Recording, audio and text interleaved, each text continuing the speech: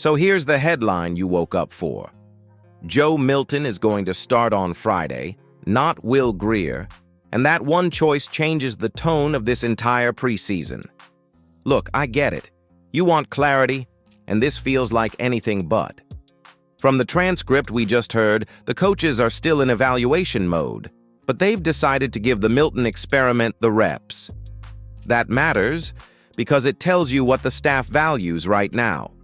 Seeing who can handle live reps, seeing how a reclamation project responds under pressure. And it says they're not yet comfortable naming someone who looks like a true, ready, third-string safety net. If you're worried, you're not alone.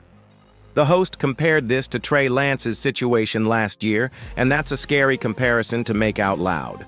We all remember when the Cowboys or other teams gambled on a developmental arm and paid the price when injuries or game speed stepped in.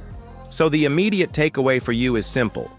Dak's health just jumped up to the top of the roster's priority list.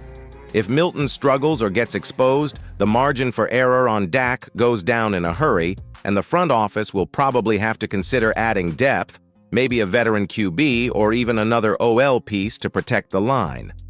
Now, let's be honest about what drove this decision. The transcript spelled out a team that looked off.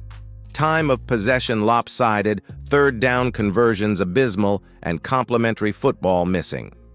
Coaches talked about 40 minutes to 20 minutes. That's not a close call.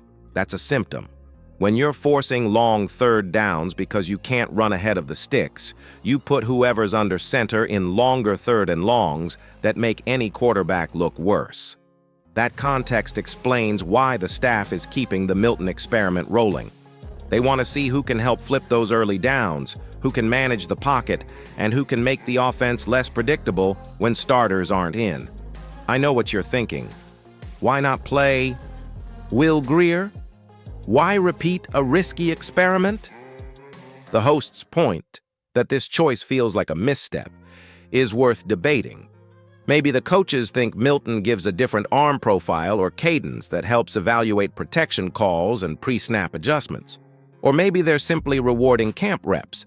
Either way, it's making fans uneasy, and that matters. Before you comment, tell me this. Do you trust Joe Milton to hold the fort as the QB3? Yes or no?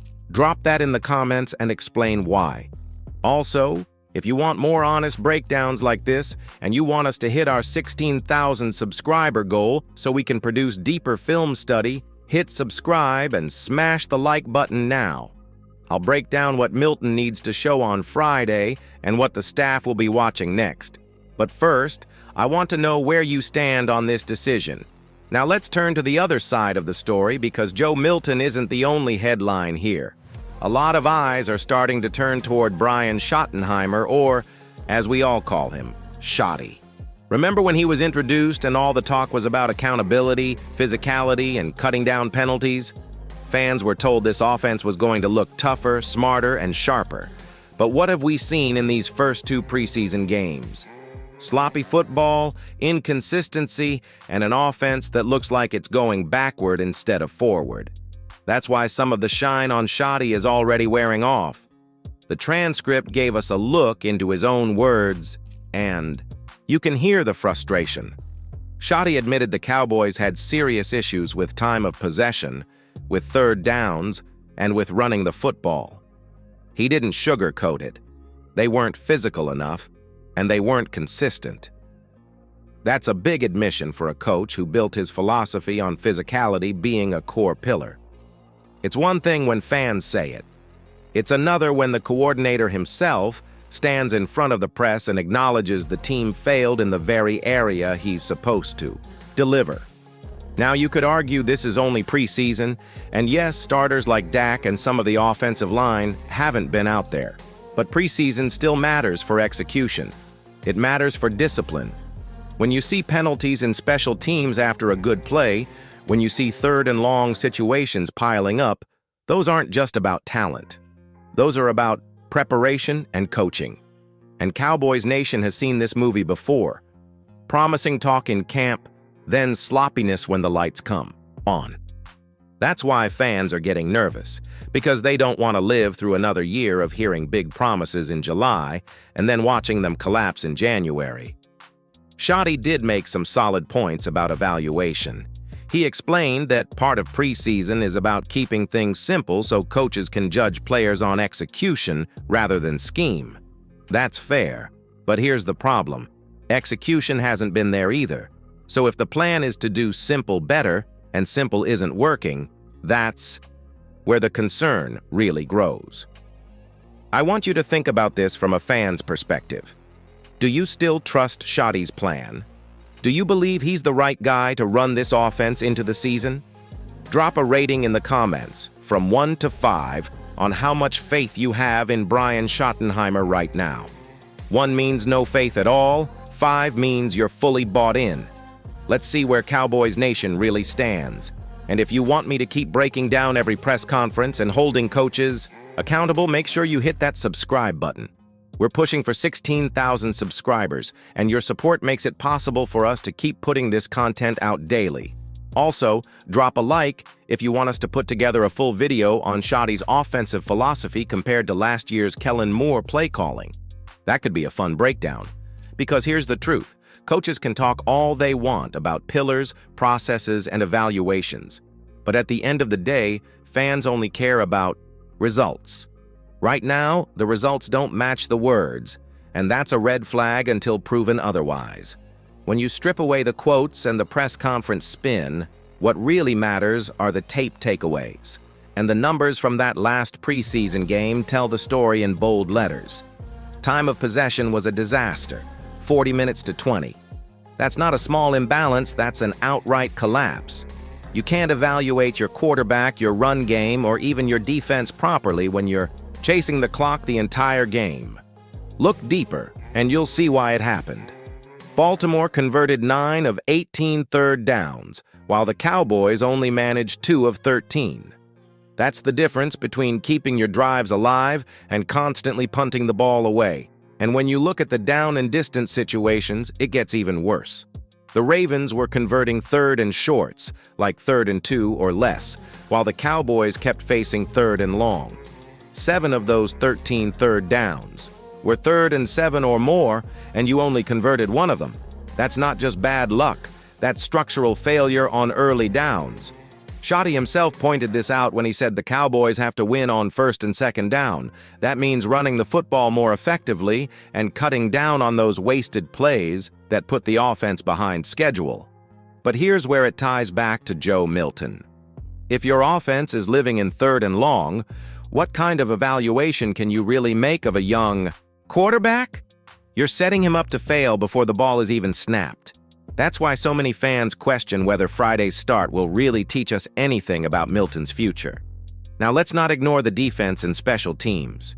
To their credit, the defense created 2 turnovers, and that's a positive. Brandon Aubrey, the kicker, was excellent. Every kick, every directional kickoff was spot on. But what did the Cowboys do with those advantages?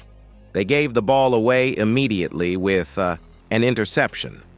They committed penalties that erased good field position. That's why Shotty kept hammering on complementary football, because you can't win when one unit makes a play and another gives it right back. Injuries also creep into this conversation. Jonathan Mingo had to get an MRI, and while the coach said it didn't look too serious, it's still another reminder of how fragile depth is. Jaden Blue is trending positively, but nothing's guaranteed.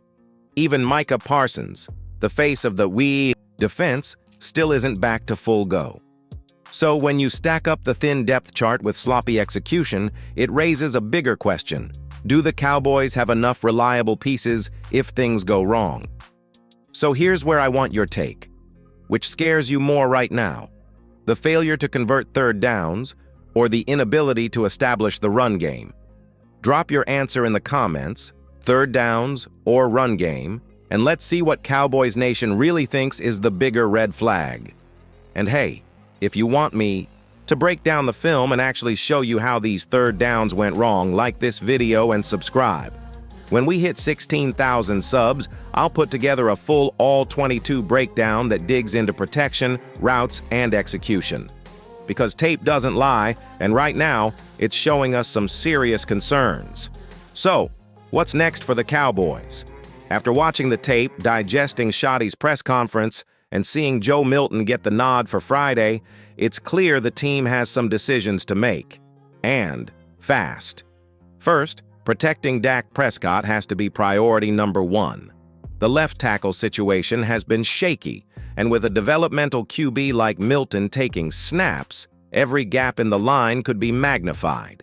Adding another offensive lineman or even a veteran backup quarterback isn't just smart. It might be essential to avoid a season start disaster. Then there's the bigger question. How do the coaches turn these early preseason struggles into real progress? Shotty's press conference hinted at the approach. 2 days of physical practices, more work on first and second downs, and keeping the offense simple enough to evaluate players. That makes sense in theory, but the execution hasn't been there yet. The Cowboys need to fix their third down conversions, establish the run game, and start stringing together consistent plays. If they don't, these problems will carry into the regular season, and Joe Milton's performance will be a lightning rod for criticism. Depth is another huge factor. Injuries to Jonathan Mingo and limited availability of starters like Micah Parsons and Jaden Blue show how thin this roster can be at key positions. Friday's game with Milton starting is a test of not just him, but the surrounding cast, OL, skill players, and even special teams. How well the team functions under these circumstances will inform whether the coaching staff should bring in reinforcements before the roster is locked. So here's where I want the fans' verdict.